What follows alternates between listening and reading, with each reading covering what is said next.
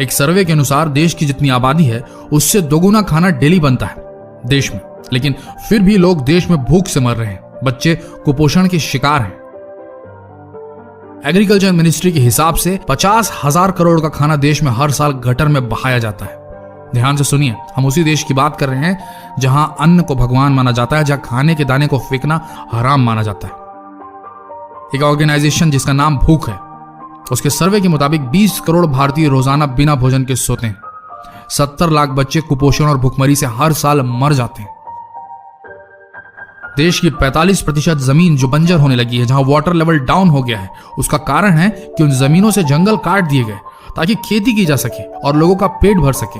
लेकिन इस भारी कीमत पर हम जो अनाज उपजाते हैं उसे खाते नहीं, फेंक देते हैं।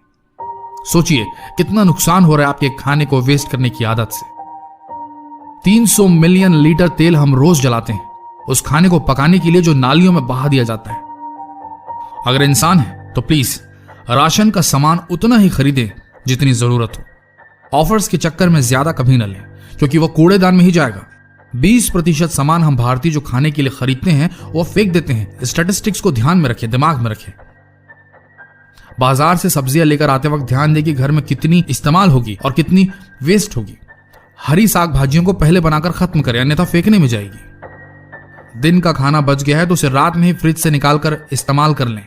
दूसरे दिन का प्लान करेंगे तो खराब हो सकता है। रात में बचे तो उससे ब्रेकफास्ट कर लें। अगर ऑफिस में काम करते हैं या किसी भी जॉब में है जहां कैंटीन की सुविधाएं उपलब्ध हैं या कोई होटल आपके पहचान का है जहां खाना रात में बच जाता है, तो मैनेज कीजिए उनके साथ मिलकर। कांटेक्ट कीजिए अपने आसपास के एनजीओस को, वो हेल्प करेंगे ये खाना जरूरतमंदों तक पहुंचाने के लिए। शादी पार्टियों में भी ये चीज की जा सकती है।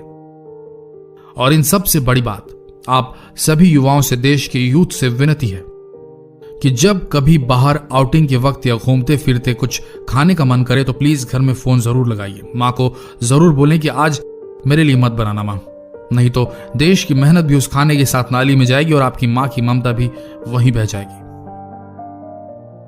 जहां से हूं वहां की बात करता हूं, भारत का रहने वाला हूं, भारत की कहानी कहूंगा। एक कहावत है मेरे देश में, जहां अन्न का अपमान होता है वहां लक्ष्मी नहीं आती। जिस घर में खाने की बेइज्जती होती है वहां बरकत नहीं होती। तो इतना ही कहेंगे, उतना ही ले थाली में कि व्यर्थ ना जाए नाली में। भोजन खाने के लिए है, फेंकने के लिए नहीं। जहां की चीज है ना वहीं रखनी चाहिए। और ये वीडियो शेयर करने के लिए है, देखकर भाग जाने के लिए नहीं, क्योंकि आप तो भाग जाएंगे पर आपकी अंतरात्मा कचोटती रहेगी आपको।